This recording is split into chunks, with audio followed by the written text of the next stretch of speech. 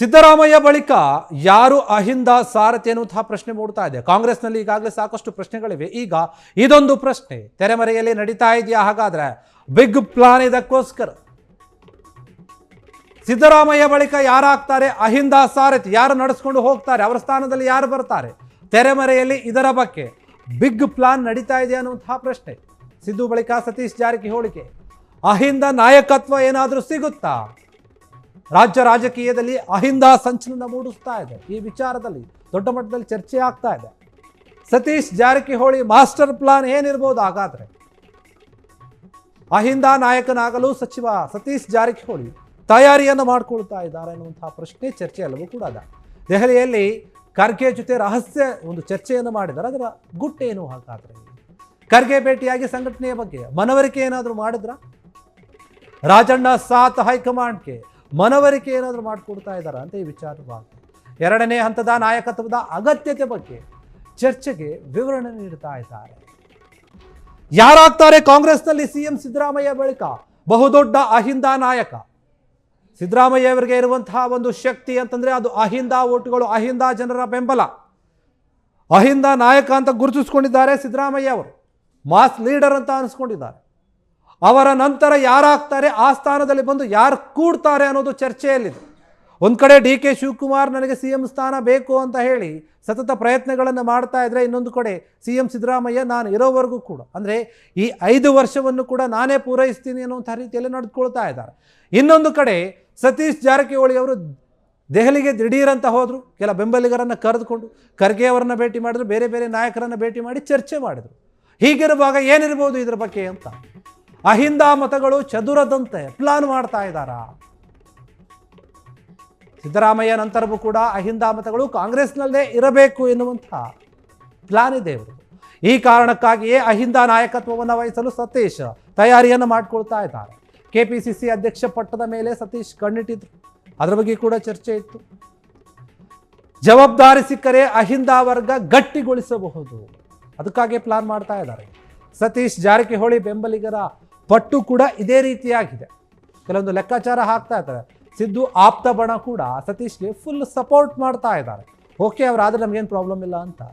2028ರ CM ಗದ್ದುಗೆ ಪಡೆಯೋಕೆ ಸತೀಶ್ ಗುರಿಯನ್ನು ಇಟ್ಟಿದ್ದಾರೆ ಎನ್ನುವಂತಹ ವಿಚಾರ. ಈಗಾಗಲೇ ಸಿಎಂ ಆಕಾಂಕ್ಷಿ ಎಂದಿರುವಂತಹ ಸತೀಶ್ ಏನಿದ್ದಾರೆ ಅನೇಕ ಬಾರಿ ಹೇಳ್ಕೊಂಡಿದ್ರು. ಈಗ ಅಹಿಂದ ಬಲವೇ ಅವರಿಗೆ ಸುದರ್ಶನ ಚಕ್ರ ಆಗುತ್ತೆ ಅನ್ನೋದು ಮನವರಿಕೆ ಆದಂತೆ ಕಾಣ್ತಾ ಇದೆ.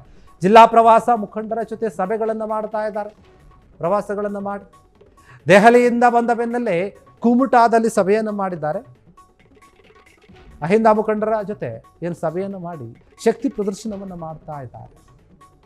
ಅಹಿಂದ ಮತಗಳು ಯಾವುದೇ ಕಾರಣಕ್ಕೂ ಕೂಡ ಚದುರಬಾರದು, ಬೇರೆ ಪಕ್ಷಗಳಿಗೆ ಹೋಗಬಾರದು.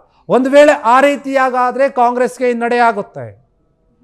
ಅಹಿಂದ ಓಟು ಕಾಂಗ್ರೆಸ್ಗೆ ಎಷ್ಟು ಮುಖ್ಯ ಅನ್ನೋದು ಪ್ರತಿಯೊಬ್ಬ ಕಾಂಗ್ರೆಸ್ ನಾಯಕರಿಗೂ ಕೂಡ ಗೊತ್ತು, ಸಿದ್ದರಾಮಯ್ಯ ಅವರಿಗೂ ಕೂಡ ಗೊತ್ತು. ಒಂದು ವೇಳೆ ಏನಾದರೂ ಆ ಓಟ್ಗಳು ಏನಾದರೂ ಚದುರಿ ಹೋದರೆ ಬೇರೆ ರೀತಿಯಾಗುತ್ತೆ. ಈ ಬಗ್ಗೆ ಮತ್ತಷ್ಟು ಮಾಹಿತಿಯನ್ನು ಕೊಡ್ತಾರೆ ನಮ್ಮ ಪ್ರತಿನಿಧಿ ಮಾರುತಿ ನಾಯಕ್. ಮಾರುತಿ ನಾಯಕ್, ಏನಾಗ್ತಾ ಇದೆ ಕಾಂಗ್ರೆಸ್ನಲ್ಲಿ? ಸಿಎಂ ಸಿದ್ದರಾಮಯ್ಯ ನಂತರ ಯಾರಾಗ್ತಾರೆ ಅಹಿಂದ ನಾಯಕತ್ವ? ಒಂದು ರೀತಿಯಲ್ಲಿ ಸತೀಶ್ ಜಾರಕಿಹೊಳಿ ಟ್ರೈ ಮಾಡಿದಂತೆ ಕಾಣ್ತಾ ಇದೆ. ಅಹಿಂದ ನಾಯಕರನ್ನು ಒಟ್ಟುಗೂಡಿಸಿಕೊಂಡು ಸಭೆ ನಡೆಸ್ತಾ ಇದ್ದಾರೆ, ಬೇರೆ ಬೇರೆ ರೀತಿಯಾಗಿ ಪ್ಲಾನ್ ಮಾಡ್ತಾ ಇದ್ದಾರೆ, ದೆಹಲಿಗೆ ಹೋಗಿ ಬರ್ತಾ ಇದ್ದಾರೆ. ಏನಿರಬಹುದು ಅಂತ ಸತೀಶ್ ಜಾರಕಿಹೊಳಿಯ ಪ್ಲಾನ್ ಹಾಗಾದ್ರೆ? ಎಸ್ ದಿನೇಶ್, ಏನು ಕಾಂಗ್ರೆಸ್ನಲ್ಲಿ ನಾಯಕತ್ವ ಬದಲಾವಣೆ ಜೊತೆಗೆ ಮುಂದಿನ ಅಹಿಂದ ನಾಯಕ ಯಾರೆಂಬ ಬಗ್ಗೆ ಕೂಡ ದೊಡ್ಡ ಮಟ್ಟದಲ್ಲಿ ಚರ್ಚೆ ಆಗ್ತಿರೋಂಥದ್ದು. ಯಾಕೆಂದ್ರೆ ಕಾಂಗ್ರೆಸ್ನಲ್ಲಿ ಇಲ್ಲಿವರೆಗೂ ಕೂಡ ಅಧಿಕಾರಕ್ಕೆ ಬರ್ತಿರೋಂಥದ್ದು ಮತ್ತು ಪ್ರಬಲವಾದ ವೋಟ್ ಬ್ಯಾಂಕ್ ಇರುವಂತದ್ದು ಕಾಂಗ್ರೆಸ್ಗೆ ಅದು ಅಹಿಂದ ನಾಯಕ, ಅಂದ್ರೆ ಅಹಿಂದ ಓಟುಗಳು ಮಾತ್ರ. ಅಂದ್ರೆ ಮುಸ್ಲಿಮ್ಸ್ ಆಗಿರ್ಬೋದು, ಮತ್ತೆ SC ST ಸಮುದಾಯಗಳಾಗಿರ್ಬೋದು, ಮತ್ತೆ ಹಿಂದುಳಿದ ವರ್ಗದವ್ರು ಏನಿದ್ದಾರೆ ಅವರೆಲ್ಲ ಒಟ್ಟಾಗಿ ಕೂಡ ಈಗ ಇಲ್ಲಿವರೆಗೂ ಕೂಡ ಕಾಂಗ್ರೆಸ್ಗೆ ವೋಟ್ ಹಾಕ್ತಾರೆ ಎಂಬುದು ಕೂಡ ದೊಡ್ಡ ಇರುವಂತದ್ದು. ಯಾಕೆಂದ್ರೆ ಸಿದ್ದರಾಮಯ್ಯರು ಕೂಡ ಪ್ರಬಲ ಅಹಿಂದ ನಾಯಕ ಆಗಿರೋದ್ರಿಂದ ಈಗಾಗಲೇ ನಾವು ನೋಡ್ತಾ ಇರ್ಬೋದು, JDSಗೆ ಒಕ್ಕಲಿಗ ಬಲ ಯಾವ ರೀತಿಯೋ ಅದೇ ರೀತಿ ಬಿಜೆಪಿ ಕೂಡ ಲಿಂಗಾಯತರ ಬಲ ಯಾವ ರೀತಿ ಇದೆಯೋ ಅದೇ ರೀತಿ ಕಾಂಗ್ರೆಸ್ಗೂ ಕೂಡ ಪ್ರಮುಖವಾಗಿ ಅಹಿಂದ ಬಲ ಇರುವಂತದ್ದು. ಅಂದ್ರೆ ಅದನ್ನ ಒಟ್ಟಾಗಿ ತೆಗೆದುಕೊಂಡು ಹೋಗ್ತಾ ಇರುವಂತದ್ದು ಸಿಎಂ ಸಿದ್ದರಾಮಯ್ಯ ಅವರು.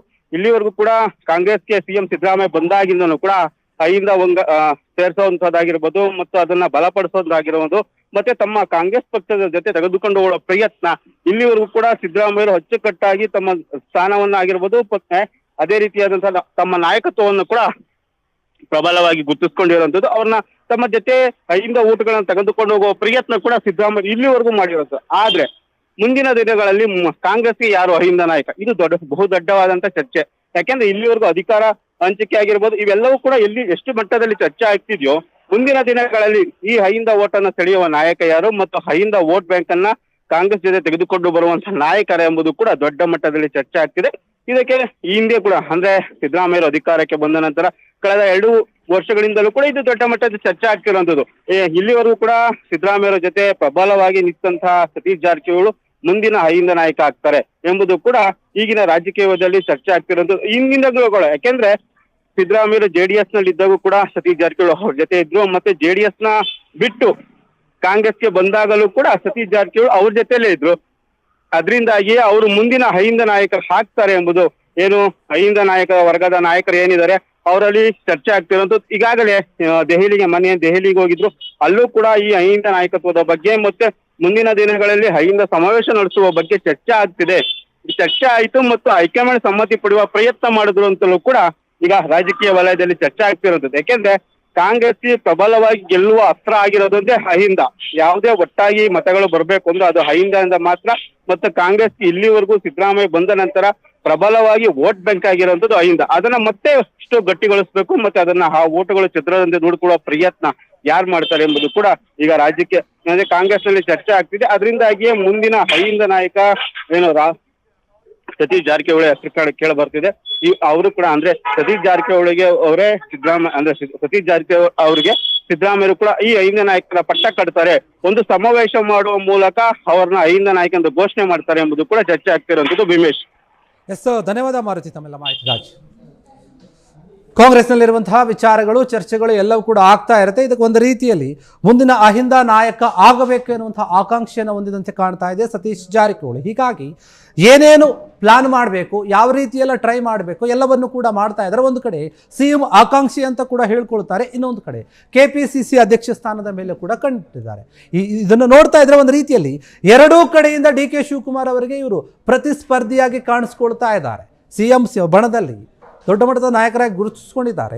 DK ಶಿವಕುಮಾರ್ ಅವರು ಕೂಡ CM ಆಪ್ತರು ಯಾರಿದ್ದಾರೋ ಅವರನ್ನೆಲ್ಲರನ್ನು ಕೂಡ ಕಾಂಟ್ಯಾಕ್ಟ್ ಮಾಡುವಂತಹ, ಭೇಟಿ ಮಾಡುವಂತಹ ಕೆಲಸ ಮಾಡಿದ್ರು. ಅದು ಕೂಡ ಕೆಲ ದಿನಗಳ ಹಿಂದೆ ರಾಜಕೀಯವಾಗಿ ಬೇರೆ ಬೇರೆ ರೀತಿಯಾಗಿ ಚರ್ಚೆ ಆಯಿತು. ಈಗ ಅಹಿಂದ ಒಂದು ಓಟ್ಗಳ ಬಗ್ಗೆ ಪ್ಲಾನ್ ಮಾಡ್ತಾ ಇದ್ದಾರೆ. ಕ್ಷಣ ಕ್ಷಣದ ಸುದ್ದಿಗಳಿಗಾಗಿ ಫ್ರೀಡಂ ಟಿವಿ ಸಬ್ಸ್ಕ್ರೈಬ್ ಮಾಡಿ, ಲೈಕ್ ಮಾಡಿ ಹಾಗೂ ಫಾಲೋ ಮಾಡಿ. ಹೊಸ ಸುದ್ದಿಗಳ ನೋಟಿಫಿಕೇಶನ್ಗಾಗಿ ಬೆಲ್ ಐಕಾನ್ ಮೇಲೆ ಕ್ಲಿಕ್ ಮಾಡಿ.